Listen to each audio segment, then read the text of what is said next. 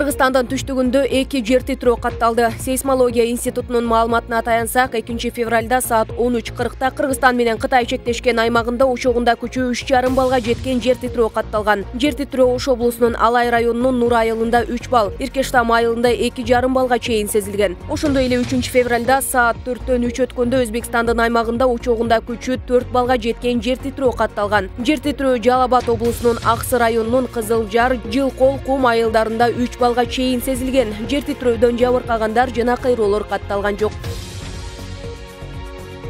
Бишкек Нарын Торугар Тунаа жолунун 80-чакырымында 2 февраль күнү саат 19:45 чамасында Ман үлгүсүндөгү оор жүк ташуучу унаа менен Mercedes-Benz унаасы сүзүшкөн. Өзгөчө кырдаалдар министрлигинен билдиришкендей, кырсыктын кесепетинен 51 жаштагы эркек киши каза болуп, 50 жаштагы эркек киши жабыркаган. Куткаруучулар каза болгон адамдын сөөгүн унаадан чыгарып, милиция кызматкерлерине өткөрүп беришкен. Жабыркаган жаран тез жардам кызматы аркылуу ооруканага жеткирилген.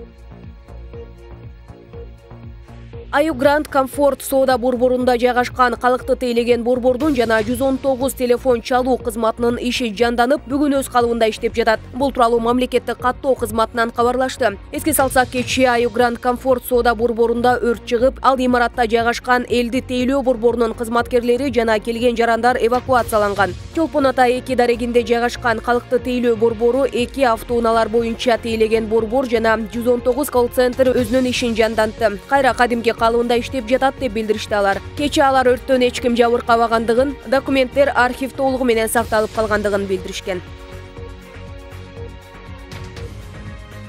Коронавирустун жаңы түрү бир жума ичинде дагы 10 өлкөдөн табылды. Бул тууралуу бүткүл дүйнөлүк саламаттык сактоо уюму маалымдайт. Алгач Британиядан табылган түрү өзгөргөн вирус жалпысынан 80 өлкөгө жетти. Вирустун дагы бир түрү 501Y. V2 алгач Түштүк Америка мамлекеттеринде аныкталып, азыр жалпы 41 өлкөгө тарады. Акыркы жумада 8 өлкөдөн аныкталды. Коронавирустун дагы бир түрү Бразилиядан чыкты. 27 январдан тарта ал 2 өлкөдө чыкса, дагы 10 мамлекетке жеткен айтылууда. Дүйнөдө коронавирусту 103 миллиондон ашуун адам жуктуруп, 2,2 миллиону каза тапты.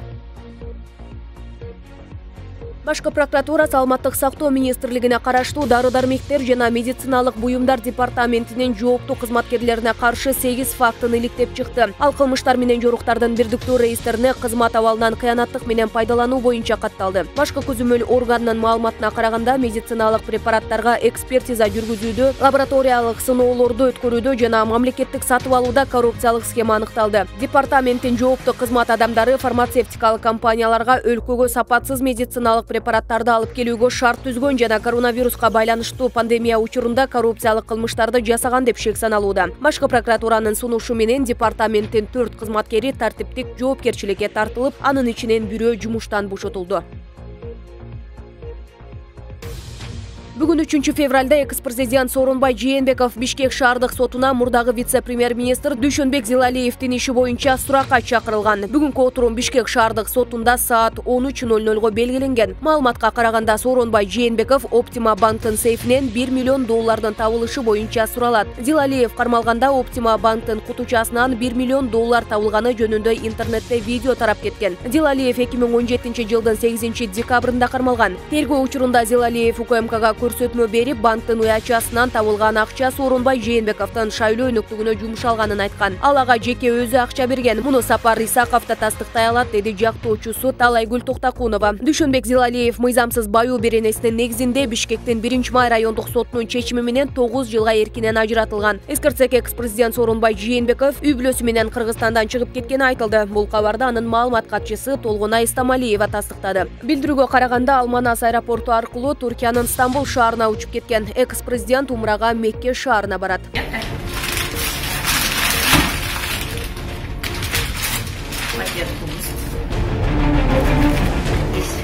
Сейчас будем по листу считать. 2 февралда Москва соту оппозициячыл саясатчы Алексей Навальныйды колонияга жөнөтүү тууралуу чечим кабыл алды. Оппозиционерге 2014-жылы өкүм кылынган шарттуу кесүү эми 3,5 жыл түрмөгө алмаштырылды. Саясатчы жабык жайда 2,5 жыл жаза өтөйт. Ал 7 жыл мурун бир нече ай үй камагында отурган. Сот Навальный шарттуу жазага ылайык алынган милдеттенмелерди аткарган эмес деп тапты. Бул чечимди сотто талашса болот. Жаза аткаруу кызматы Навальный сыноо мөөнөтүнүн шарттарын бузду деп 29 декабрда ага издөө жарыяланган. Сыноо мөөнөтү 30 ушул декабрда аяктаган. Германияда дарыланган саясатчы 17 январда Москвага учуп келген жеринен кармалган. Эртеси Химкиде өткөн сот аны 15 февралга чейин убактылуу тергөө абагына камаган. Навальный 2014-жылы ИФРОШ боюнча көз боемоочулук үчүн айыпталып, шарттуу кесилгенде 5 жылдык сыноо мөөнөтү чегерилген. Кийин ал мөөнөт дагы 1 жылга узартылган. Саясатчы бул ишти жана өкүмдү саясий мүнөздөө деп санайт.